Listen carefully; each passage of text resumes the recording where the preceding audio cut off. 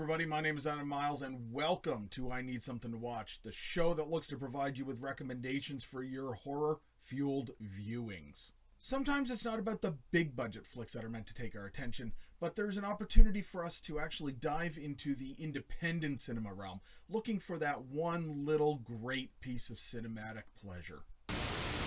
First up, somewhat of a hidden gem that a lot of people don't really talk about, and I think it mainly has to do with the fact that this is a Spanish film and it's subtitled when you're viewing it. I've never seen an actual dubbed copy available.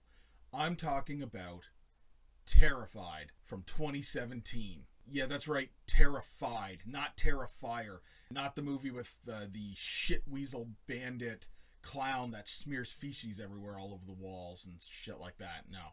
From Buenos Aires born director Demian Rugna, who's previously directed films that are really kind of popular in the Spanish-speaking crowd, but not something ultimately that a lot of people have heard about in large spanned horror communities. The movie was picked up by Shudder, the horror streaming service, and has been gaining a lot of love from the horror community since it has premiered. What's it about? Terrified is the story of supernatural occurrences that happen in a suburban area in Buenos Aires, where people start to discover voices in their drains and they witness bodies levitating with no reason. It's all up to a doctor and her colleague as well as a cop to build a team and to figure out what the hell is actually going on. But what it comes down to is what sold me on watching this movie was nothing to do with the descriptor itself, but a harken back to the days of old when we used to pick movies based on cover art.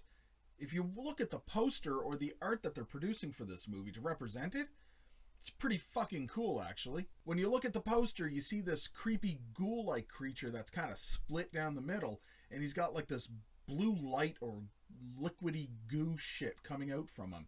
It pretty much harkens to how the effects work look in this movie. So why do you want to watch it? Shudder does have one of those claims that this is one of the scariest movies of any year, is what they say. And that might kind of be a hard pill to swallow because every frickin' movie that comes out on horror streaming services or even on Netflix tends to get one of those stupid ass memes that goes around saying that X amount of people can't actually make it all the way through the movie, when in fact half the time it's because people are bored as shit and they just turn off the movie. But this movie doesn't really come across that way. This movie actually is really well done. The movie ultimately does have a mixture of practical effects and CGI, although the CGI itself is fairly well done. I reiterate, it is a Spanish-speaking flick with English subtitles, so please make sure that you understand that going in there. Personally, that never bothers me. Some of the greatest horror flicks that I've ever seen, and some of my top movies, are in fact subtitled. In the end, the average viewer on Shudder that actually rated this movie after watching it gives this a 4 out of 5. It's not bad when you consider the fact that, once again, it's not a critic's rating by any means. It's the actual people who are contributing to Shudder's rating system. Second recommendation of the episode. This is a movie that's one of those throwback to the 80s homages. It's kind of filmed with filters and grittiness to it. Looks like it was meant for VHS direct-to-home video. And even though the movie was well documented to be plagued with issues, ultimately, in the end, it did get released, and it's actually available right now on Tubi TV. I'm talking about The Barn from 2016. Assisted to be made through crowdfunding, this movie was a lifelong dream to be made by director Justin M. Seaman. The director went on to do a segment for the anthology film 1031 called Old Hag, and he's actually currently working on a sequel to The Barn right now. It's currently being crowdfunded as well. But apparently the story for The Barn was actually something that Justin, the director, had actually drawn up when he was a kid. He's got all the comic books that he had originally kind of created, and he saved them, and he had always wanted to make this specific movie. So what's it about? Halloween 1989, best friends Sam and Josh are looking to spend one last devil's night before they actually graduate high school. But trouble tends to rise when they actually take a detour on their way to a rock concert, end up at an old barn, and actually wake an evil presence within. And now it's up to Sam and Josh to actually take the opportunity to save their friends and stop the evil that they've awakened from within the barn.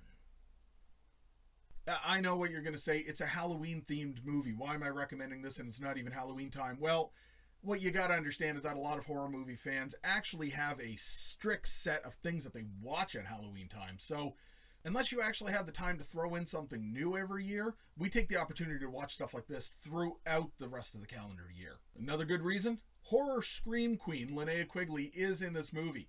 Funny enough, she was originally offered the role that she did take, but she turned it down. And there have been a couple of reasons given why. One was that she was busy with something else, and another reason was that she was just uninterested.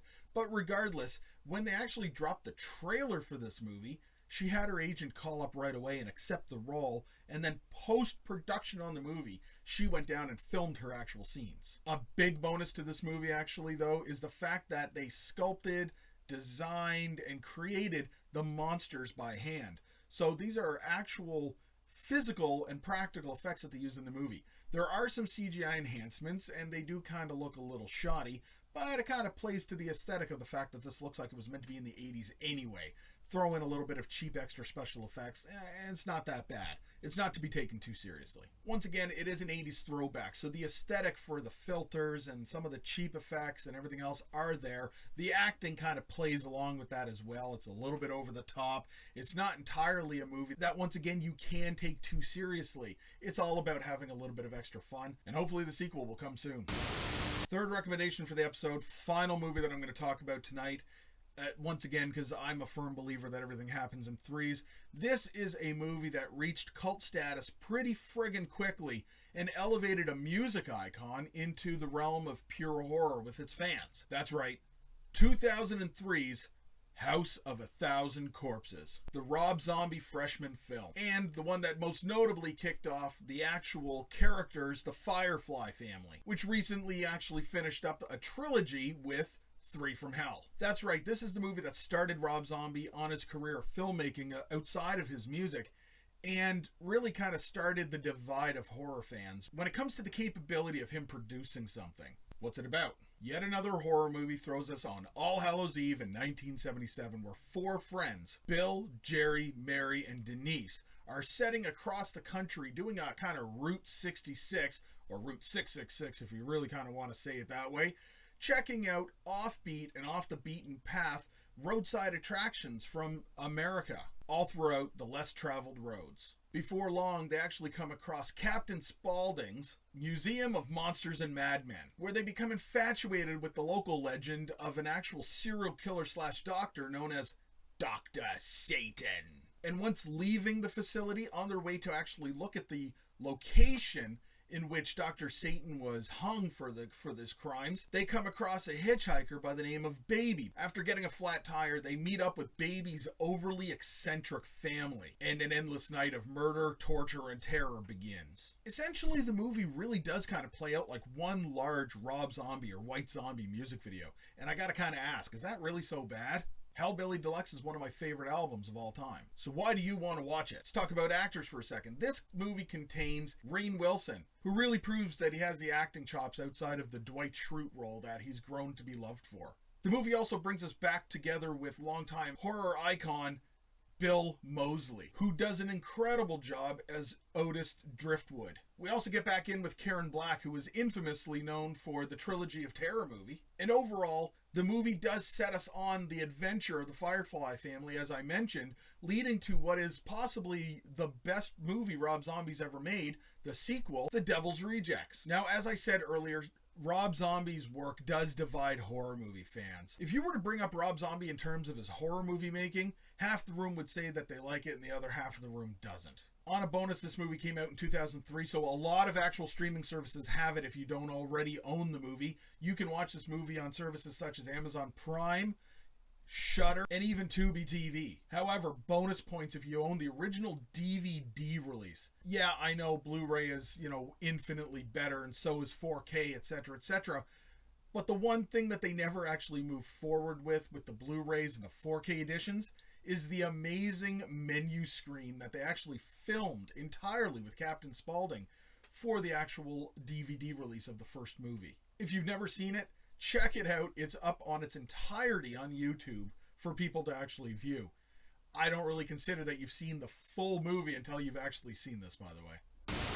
That's it, short and sweet, folks. I wanted to take an opportunity to say thank you very much, everybody, for joining me on this episode today. If you like what you're looking at and you want more, please hit that subscribe button below. And don't forget to check out the rest of the offerings from the Misunderstood Art Company. We're a collective of artists that are producing content. One item that I take a lot of pride in at this very time as well is that a lot of us in the collective have come together and we actually produced a web series called They Cast from the Coast, available as a podcast and the web series on YouTube as well. In that show, we go a lot deeper into reviewing specific movies. So check it out. And until next time, keep it creepy.